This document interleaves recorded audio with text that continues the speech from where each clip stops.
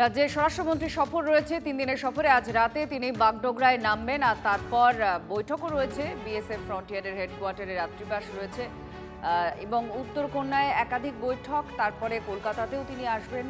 এই সমস্তটা নিয়েই একটু জানতে চাইবো। আমাদের সঙ্গে প্রসেনজিৎ, আমাদের প্রতিনিধি রয়েছেন। প্রসেনজিৎ, রাতে বাগডোগরায় নামছেন, গুরুত্বপূর্ণ বৈঠক করবেন সীমান্ত সুরক্ষা ইত্যাদি নিয়ে।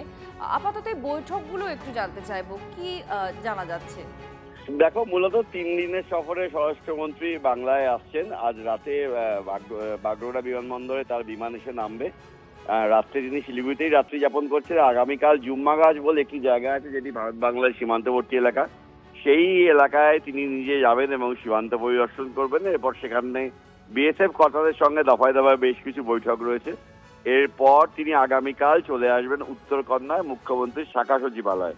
সেখানেও একাধিক বৈঠক রয়েছে। সেই সমস্ত বৈঠক করে সন্ধ্যার পর তিনি কিন্তু কলকাতার উদ্দেশ্যে যাবেন বলে এখনো পর্যন্ত দিল্লি থেকে যা জানা যাচ্ছে এটুকুই। এবং তারপর দিন কলকাতায় নানা কর্মসূচি রয়েছে। এবং উত্তরবঙ্গের ক্ষেত্রে এই যে চিকেন নেক এলাকা, সেই চিকেন নেকের নিরাপত্তা সুনিশ্চিত করা, তার পাশাপাশি গোটা রাজ্যের আইন শৃঙ্খলার প্রশ্নে বৈঠক রয়েছে, নিরাপত্তার প্রশ্নে বৈঠক রয়েছে।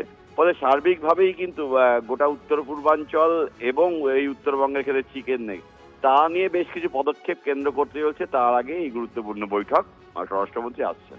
ধন্যবাদ। আমাদের দেশের একটা খুব গুরুত্বপূর্ণ জায়গা হচ্ছে আমাদের এই চিকেন নেক বা এই যে শিলিগুড়ি রয়েছে, একপাশে নেপাল, ভুটান, বাংলাদেশ, কিছুটা দূরে চীন।